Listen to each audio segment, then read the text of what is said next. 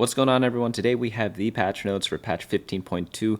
Tons of changes that I'm very excited about because I was playing like maybe 100 games of the last patch, and this guy over here, Mr. Gangplank, was just ruining every single one of my games. So let's see how they're going to be nerfing him. But other nerfs are going to be Katarina, Rakan apparently, Kale, Jarvan, Edge of Night, Striker's Flail, and 25 augments, and also the Crew, Sorcerer, and Prodigy. For buffs, they're going to be buffing Edgelord, Heavyweight, Garen, Kaisa, Kabuko, Kog'Maw, Senna, Ziggs, Ashe, Jinx, Volibear, Braum, Seraphine, and Rammus. 20 augments are being buffed, looking like some hero augments, and then 8 new opening encounters. So I'm excited for Heavyweight and Edgelord because not too many people were playing those. I saw a little bit of Volibear towards the later part of the patch, but nothing too crazy. Adjusting is going to be for Crystal Gambit, Lucian, and Gwen. So let's just get into all the changes. We're going to look at each and every one of them and also cover how they are going to be changing the meta in the coming days. So patch is coming out tomorrow, whatever Wednesday is for your time zone. And yeah, let's look at the rotating shops. Some players will have a shop that rotates every 7 days. Some will have 2 days, and then all other players will see 14 days. They're just doing some experimentation here, but it says like, don't worry too much about it. All right, so systems, power-ups. Once you have seen a power-up offered for a champion, it is excluded from the next power-up armory you see for a copy of that champion only.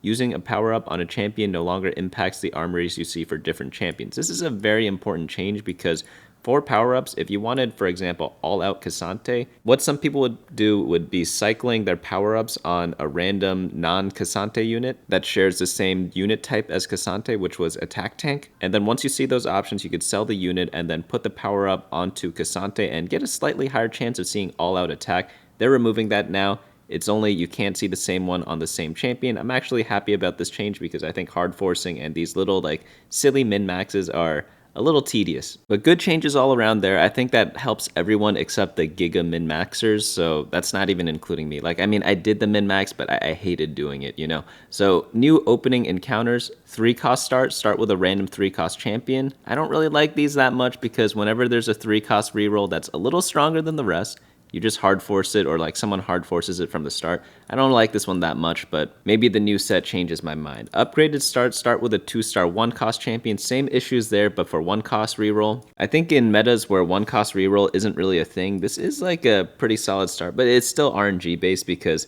stuff like Nefiri or any really strong early game unit, it's typically like those melee fighters that if you have any good items for them, they both tank and deal damage for you. So they kind of make up for like most of the requirements on your team. Those can be a little annoying, but this one's not the end of the world. I'm more scared of this one. Augment round swap. Augment rounds are moved earlier. Yeah, that one's fine. Earlier snack, second power snack appears on 2-6 instead of 3-6. This one should be really fun because you could get those stacking power-ups, so that should be pretty cool if you could do 2 at once. Grand Finals, it's the Grand Finals, you are your own champion. Not really too sure what this one is. Is this just good old TFT? Yes, it is. It's just a standard game of TFT unmodified. They actually had this before, and then they removed it, and I wasn't sure why, so I'm actually glad they're bringing this back. It's not that I like boring, plain vanilla games, it's just that sometimes you just want good old-fashioned TFT. Beach Party, beach episode, gain a beach ball that tacticians can toss around. Do they talk about that here? It's a volleyball spinoff. I don't know. I guess we also have to ask when is the onsen episode. Regal Rumble carousels now have more competitors on them, so there's just more stuff on the carousel. This definitely helps out people who win streak because you have more options now and you can't get them taken away from you as easily. Winner's Circle, after top 4 remaining players gain 10 gold and 2 component anvils. I like this one a lot. This one adds more stuff to the game, but doesn't make the early game any different, doesn't allow people to force comps or anything. So I really like these types of portals. So overall, like, I think I liked half of them, did not like half of them. So, okay, not bad, 50-50. Opening encounter adjustments. So appearance rates for all encounters have been slightly adjusted. High inflation encounters should appear slightly less often. Very nice. And then champions will now animate on opening encounter rounds. So the only weird thing I have with the encounters is that there are 2 units that show up, and it's like Twist of Fate and Thresh, but Thresh looks so creepy. I don't know why he's kind of there. The stage 2-1 round timer is going to be dropped 10 seconds because they normally just add a couple of seconds at the start of the set, but after the first patch, they revert it just so people are more used to the set now. They don't need as much time. And then 3-star 5 costs are getting a buff? Okay, no. They're getting a nerf. 3-star 5 costs are no longer immune to crowd control. Instead, they gain 25 mana regen, increased from 20. So you can stun them. So if you have a 3-star 5 cost that stuns people, probably going to work out a little bit better than the ones that cannot. Large changes. Okay, now we get into the meat of the sauce. So, wow, this is an incredibly long write-up. Happy that it happened for you or whatever. So Crystal Gambit 3 rounds between cash outs 4 to 3. Gambit gems per loss 18 to 11. Stage 3 multiplier being bumped up 10% and Stage 4 bumped up 35%. Kill threshold for 5 Crystal Gambit is going to be decreased across the board. Flicker Blade changed to lucky item chest and 10 gold because Flicker Blade was way too good on Ashe. Fix a bug where you could get an empty reward from Crystal Gambit 5. I did not know that could happen. And then no longer accelerates the 5-piece kill count. Damage amp is being nerfed by 5%. That's for Crystal Gambit 7. I kind of want to read the write-up on this one. I kind of enjoyed the 4-round cash outs, not going to lie, because it was a pretty big risk, and the payout was absolutely nuts if you could hit it on some cases. But they want us to have more control over the cash out, so it's lower risk, lower reward. But in Stage 4, maybe you could do like a 3-turn cash out. Like that could be kind of interesting, because right now, most people, they're putting Crystal Gambit out. If you looked at the guides on bunnymuffins.lol/meta, I say, put Crystal Gambit out on stage 2-3. That way you get your double down cash out on stage 3-7. So you're ready to go right as stage 4 starts. But with this change, this does change a lot because you might be able to double down twice if you get Crystal Gambit in the very start of the game at 2-1. And if not, you could always play Crystal Gambit starting in stage 3 and then do a double down for stage 4 if you're healthy. That could be very interesting to do. So I think this definitely adds more skill to the game and also makes it a little less risky. But to compensate for that, I feel like they're going to lower the rewards a bit. So I guess now that I've thought about it for more than 1 second, I took 10. The fact that you could probably do stage 4 double downs now seems very, very interesting, especially if you're healthy. Edgelord 6. 5% AD buff. I think that's perfectly fair. I was actually kind of scared when I saw the Edgelord buffs because I did start seeing some Volibear being played. So I was like, if they buff this too much, maybe he's going to be too good because people were starting to figure out how to play him. Heavyweight is going to be buffed up by 5%. I don't think anyone's playing Heavyweight. The issue with Heavyweight is that you have units like Darius and Jace in there, and they're just not pure tanks for a tank trait. Obviously, Kabuko's good. Poppy's probably the best tank in the game as a Heavyweight, but those two middle people, they're very troublesome. Monster Trainer, each monster now tracks its own XP separately rather than XP being shared. A monster's XP and levels are saved, so while it's inactive, so swapping away and swapping back will not result in the monster resetting to level 1. Wait, why are they doing this? I thought the whole fun was that you can kind of flex around the monster unit. For example, in one game, I played Rammus on a board when I had, I think, Duelist, but then I switched to a Smolder build later on because I wanted to play Smolder. I just happened to hit Duelist in the early game. I actually really don't like this change because I feel like if you don't get your Monster Trainer early on, you can't play the comp, and also like you're not just going to swap in the middle to switch to a different comp that often, and if you do, especially with this new change, you'll never do it because you have to start from 0 again. So they don't really have a write-up on this. They're not really talking about it that much, but I really definitely do not like that change. Prodigy mana is going to be decreased at 3, 4, and 5 Prodigy. The heal is going to be increased 2% though at 5 Prodigy. That's very interesting. I thought the heal was very good, but I guess they're nerfing the mana. The mana definitely hurts, right? Sorcerer AP 90 to 80, Star Guardian Seraphine bonus 5 to 4, and then Crew ship damage is being dropped down from 105 to 80. Wait, why is Crew being nerfed? That's so weird. Like, Crew was definitely like a solid comp, but it wasn't OP by any means. To keep their performance in check, we're lowering their damage, which impacts your 3rd and 4th 3-star, but we're giving some of the power back to Ziggs, who struggled to find success among his crewmates. I don't know. I thought Ziggs was pretty solid. Like, I mean, it's hard to get a 3-star 3 cost, so you're not building custom-made items for him. You're mainly building custom-made items for Sivir, but I don't think, like, buffing Ziggs and nerfing the crew, that doesn't make sense to me. Overall, it does seem like they're saying that it's going to be a nerf in aggregate. So I don't know about that. I might not be playing too much Crew in the next patch. I already played it so seldomly in the recent one. So 1 cost units, Garen HP per stack is going to be increased by 1. I'm going to be honest, I did not even know he gained HP per stack. I thought he only gained that from his hero augment. So whatever the case is, this does not change anything because he's a 1 cost tank, and 1 cost tanks, it doesn't matter how much HP they get, they're not going to be tanking the late game compared to Leona. But I guess he won't be as paper thin as he was in the previous patch. Kale's wave damage is going to be nerfed. I didn't even have to read the changes. I just knew it was a nerf in my head because Kale was pretty strong.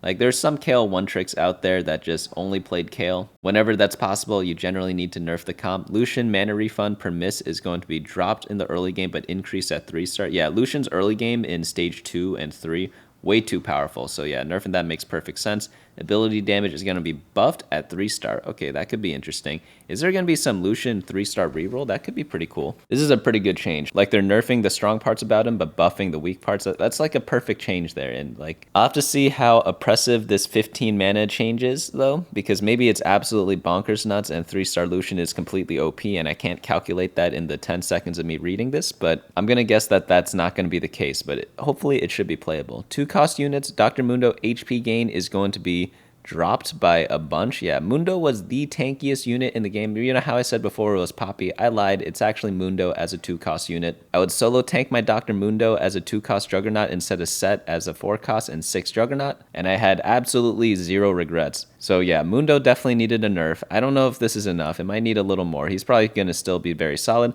Kaisa ability damage getting buffed up a bit. Yeah, no one really played Kaisa. I tried it a couple of times, but it didn't feel that great. Katarina's ability damage is going to be nerfed across the board. Yeah, Katarina reroll was pretty strong. Katarina will now dash to her current attack target if no target is within range rather than the lowest health unit on the board.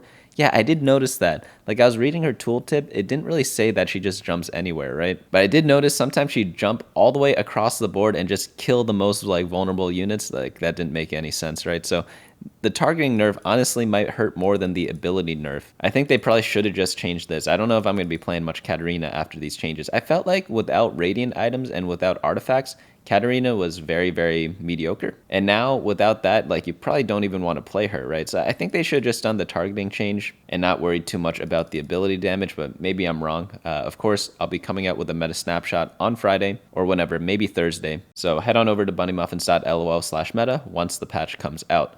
Kabuko's stun duration is going to be dropped by 0.25 seconds. Stun no longer ignores some form of CC immunity. And then Gangplank is, of course, going to get a huge damage nerf. So decent size at 1-star, pretty big at 2-star, and very big at 3-star. So Gangplank farmed infinite gold. He should only be farming a little bit of gold, right? Like, when you play him, you pretty much have like a Gambler's Blade with Rage Blade type of gold. Like, it gave a lot. It probably gave more than that. So now they're making him just like a normal person. And yeah, spell search range is now always 2 hexes rather than growing with range. If no valid target exists, he'll fire at his current target. So you can't cheese with extra range now. Okay, that's very nice. So they nerfed him in 2 very critical ways. He should no longer be farming like 10 gold per round or whatever he was doing before.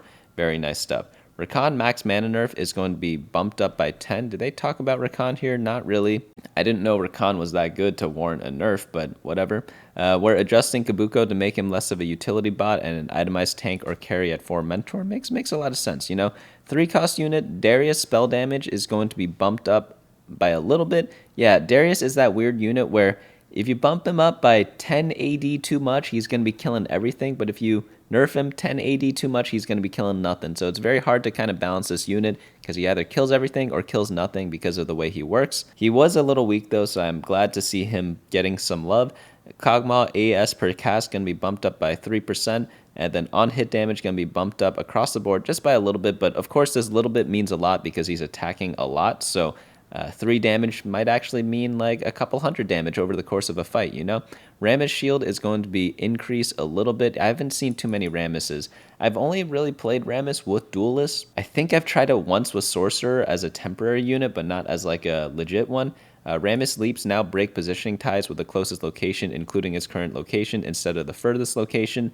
And then Senna, mana buff, 15 overall to 60. That should be very nice for Senna. You could definitely see some Senna reroll coming out. I've actually seen some Senna reroll in the previous patch, but it was only played with Gangplank reroll, so obviously the main strength was from the Gangplank 3, not so much the Senna 3. In fact, we could take a look at it now by going to the Explorer tool. So if we type in Senna 3-star, you'll see that she performs at a 3.15. But if we add Gangplank 3-star to the mix, you'll see 2.6. But if we make Gangplank only a 2-star, you'll see that it goes to 4.7. So all the power was really just because you had a Gangplank 3 in your game, not because you had a Senna 3. So pretty interesting stuff you could do with the data. Teamfight.lol for that. Ziggs on hit passive damage is going to receive a small buff. That's actually decent size. He does attack a lot, so he's kind of like Kog'Maw, where a little bit of on-hit means a lot because Ziggs is going to be attacking a ton. You put Rage Blades on him. His autos look really cool too, so yeah, should be good stuff there. I know Crew got nerfed, but, you know, Ziggs, maybe he has some space somewhere else. 4 cost units, Ashe damage per arrow is going to be bumped up a tiny bit. Do they talk about Ashe? I thought Ashe was pretty good, so I wonder why they kind of buffed her. They don't really talk about her, but Jarvan bug fix is mana locked during his entire leap duration, even if his shield breaks during his leap. Jinx attack speed passive properly updates with ability power and star level. So they say this is going to help with 3-star Jinx. Karma spell is now less likely to travel to the backline when retargeting. Yeah, I mean, that was pretty stupid. She would just do this blender comp of just slicing through everyone and then helicopter parenting all the way to your backline. Karma spell now less likely to travel to the backline when retargeting. Volibear base AD bumped up by 5. Slam is going to be buffed up a little bit too. Volibear bonus slam damage is going to be dropped a little bit though. So more AD means better single target damage for Volibear, which alongside his ability that increases attack speed should have him slapping through tanks like they're not tanks. I'm going to be a little worried about this because I saw Volibear being played a bunch and like he was beating some of the good boards out there from the last patch that are being nerfed a little bit. So Volibear might be a top comp coming up in this next patch. 5 cost units, Braum ability damage is going to be buffed up just a tiny little bit. Porofan per win now matches Braum's star level. Porofan's loss per win is going to be changed from 75% to 100%. Oh, wow. I thought it was 50%. Maybe I was reading the tooltip wrong. So we're lowering the amount of Poros he gets at 1 star and making it so all his Porofans depart upon a loss. But hey, with this extra damage, maybe he just doesn't lose. Very true. So if you're looking to preserve your Poro pals, throw Braum an item or 3. Gwen passive auto damage, AP damage in a cone is going to be dropped by quite a bit. 30 to 10, 45 to 15, and 400 to 500. So buffed at 3-star, but who cares? Magic damage to the target, and 40, 60, and 1000 AP magic damage split among all enemies in a cone. Do they mean to include another number here? They don't really talk about Gwen though. I guess they're just not changing the second part of her ability. Seraphine base ability damage is going to be bumped up a little bit. Power of Friendship, Self-Multiplier going to be buffed up as well. Yeah, Seraphine was probably one of the worst 5 costs in the last patch because she'd take forever to cast, and then unless you played her in Star Guardians, like she didn't have a lot of damage. Like you could play her in 5 Prodigy, like yeah, she would do something, but for a 2-star legendary, nothing close to what they'd normally do, right? But Seraphine's ability now fires when Seraphine dies mid-cast. Damage scales proportional to time channeled. Okay, fair enough.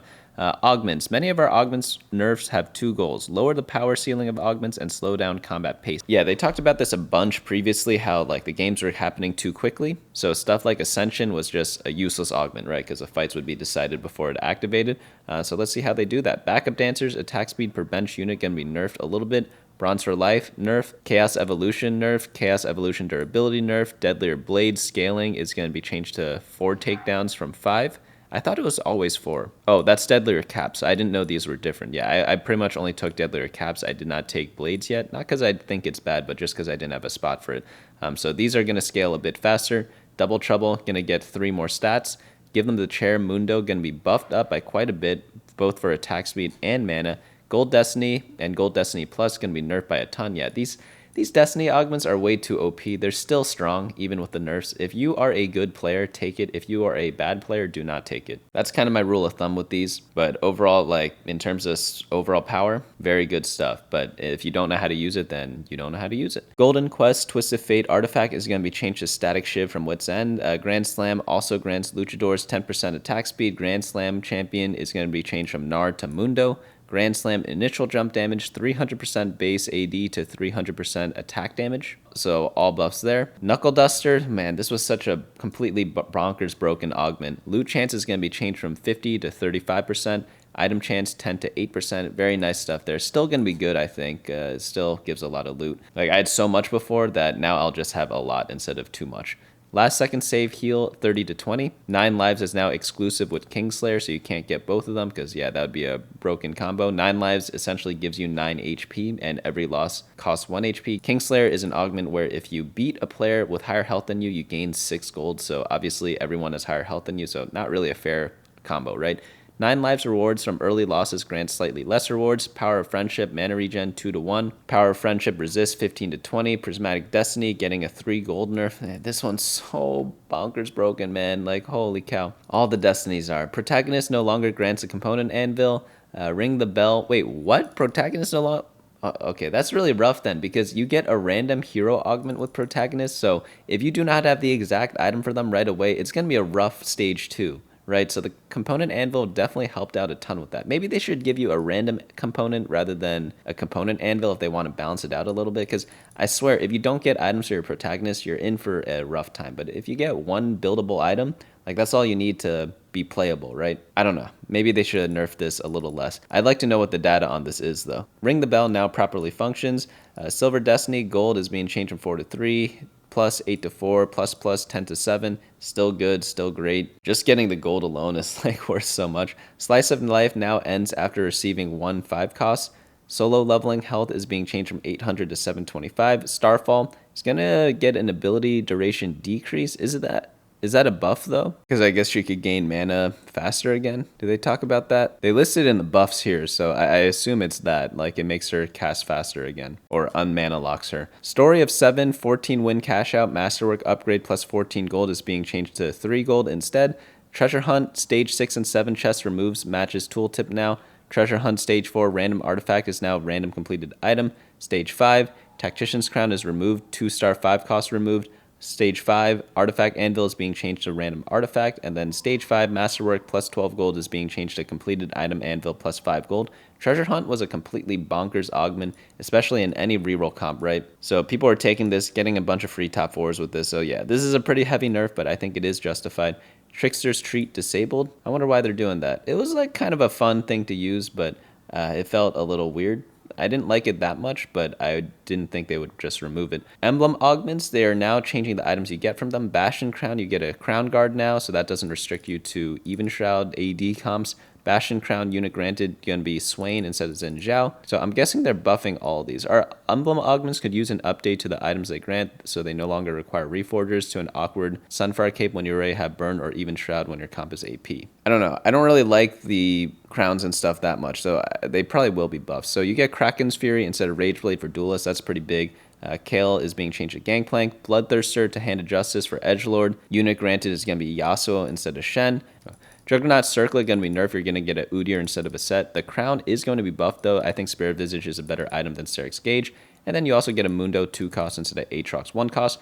Lucador, Crown item granted. Going to be Sterix instead of Titans. Yeah, I think that's better. Prodigy Circlet, unit granted Yumi is being changed to Malzahar, so that's definitely a nerf. They don't want 4 costs to be so easily accessible. Protector Circlet, going to be changed to Nico. Crown, going to be changed to Nico as well. Sniper's Crown, unit Jhin to Caitlyn. So it seems like the Circlets are being nerfed, the Crowns are being buffed. Which is weird because I think the Circlets are already so weak. And the Crowns were, I think they were okay. Sorcerer Crown, item granted, is going to be changed to Jeweled Gauntlet instead of Blue Buff. The unit is now Ari instead of Lux. So that's 3 costs instead of 2 costs. Soul Fighter Crown, item granted, Spear Shojin instead of Nashor's Tooth. Yeah, I don't know why they gave Nashor's Tooth before. The only person that could use it is like Viego and Gwen, but it's for sure not a good item on them. I think Nashor's Tooth in general needs a buff, so I guess it's just patch dependent. Maybe in different metas or different patches, Nashor's Tooth could be really good, but right now, Spear Shojin for sure better. You could put it on Callista in the early game. She's a good caster, and then eventually move it on over onto your Samira. Strategist Circlet unit granted is going to be changed to Ziggs from Rise. Supreme Cell Circlet unit granted,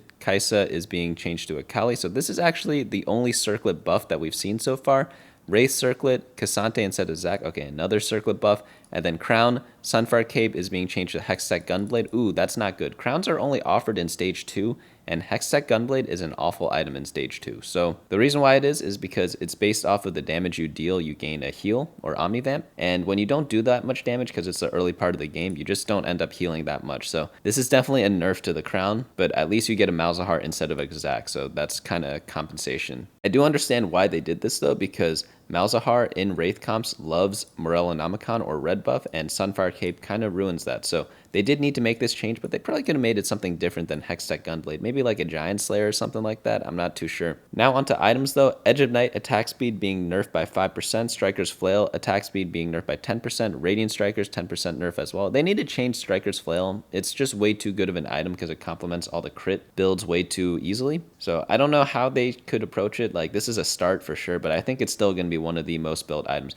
I kind of describe Striker's Flail as like a Lamborghini. You don't need it, but it is nice to have. It's a great third item. I think for most champions, it's the best third item. So normally when you build a champion, you build one champion-specific item. So for example, Karma needs mana, so you build a Shojin or blue buff on her. Other champions need some form of attack speed, so maybe you build like a Rage Blade on them, or maybe you need an Edge of Night on them. And then for the other two items, you build Infinity Edge or Jeweled Gauntlet, depending on what damage they do if they are reliant on their spell. And then you cap it off with a Striker's Flail. So Striker's Flail works in both AD and AP comps, so it's definitely very versatile.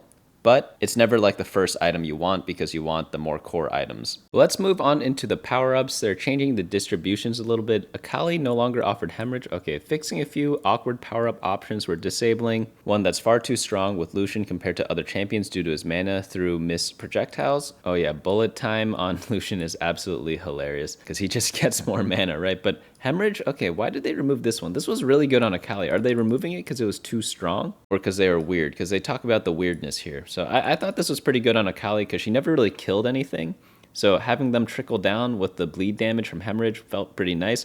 Gwen, same thing. Katarina no longer offered Hungry Hero. Yeah, makes sense. This gave attack damage, and Katarina is a AP champion. Maybe they could change it to give both AD and AP. I think it gives like health and AD right now. Callista can now be offered efficient. I feel like I'm living in a simulation because someone asked me earlier today on Discord what power up to use on Callista reroll, and I was like, I never played Callista reroll before, but if I were to think about it, it probably would be efficient because she likes to cast a lot. But then I looked up the tables for Callista and she couldn't get it, but now you can. Ryze no longer offered Shadow Clone. Shadow Clone I think is pretty fun on a bunch of different units, but it's mainly good on units with like bonus effects because you do get a lot of reduced damage from this. I think it's only 25% damage. Power-ups, sorry Cassante, but Infinity Edge can't be one of your most used items. We're adjusting Unstoppable to only work on combat start and takedowns. All-out bonus attack damage being nerfed by 10%. All-out correctly sets a starting mana to 0 when entering all-out. Bullet Hell increased projectiles being nerfed by 5%. Bullet Hell no longer always rounds up, will round to the nearest value with the minimum of 1. Golden Edge starting gold being buffed from 1 to 2. Okay, that's very good. If you ever get Rage Blade start on any fast attacking champion, just get Golden Edge. So good. Lots of gold. You could always sell it later. But obviously the 1 gold felt like it was missing out on a little bit. Unless you're like Giga win streaking, it felt not that great or had like really lucky fights that lasted really long. So buffing it up to 2 definitely feels good for me. Hat trick per stack is going to be bumped up by 0.25. I suspect that hat trick's already probably pretty decent, but people aren't taking it because it's too risky. So I think this buff might be like really, really good for it.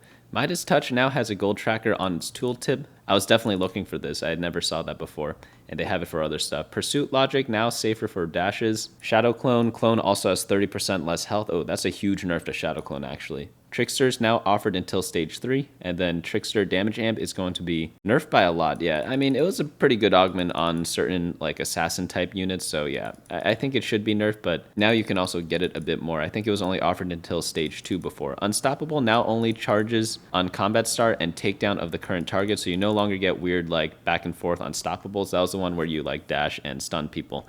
Now onto bug fixes.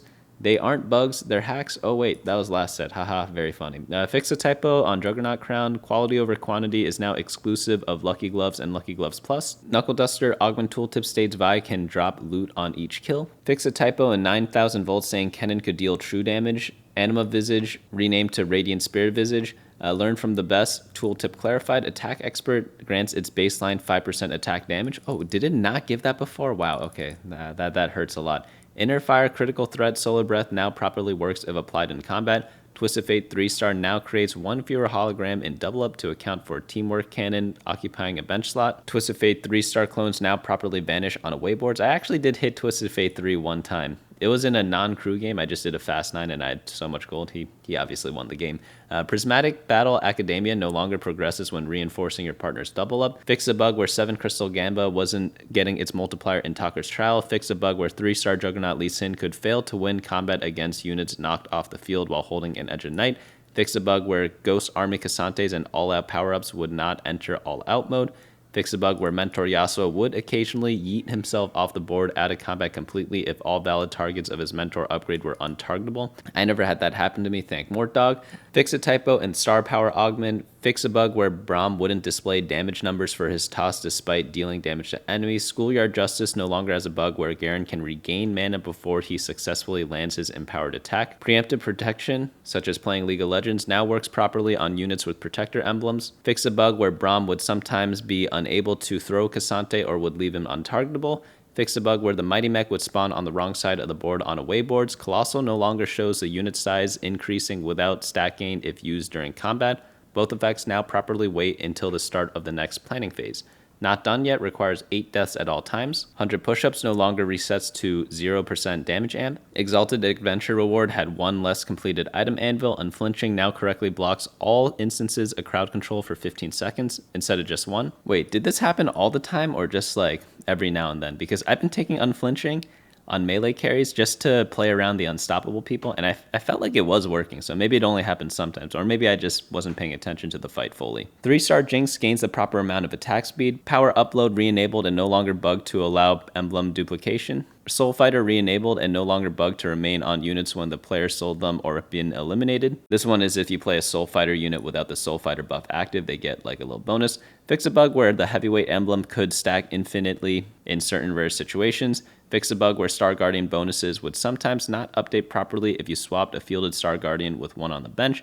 And then fix a bug that caused Socialite to lose his effect when the champion walked off the Socialite Hex. Fix a bug where the lantern around the skybox in Golden Dragon Skyscraper Arena are flashing in medium and below graphic settings.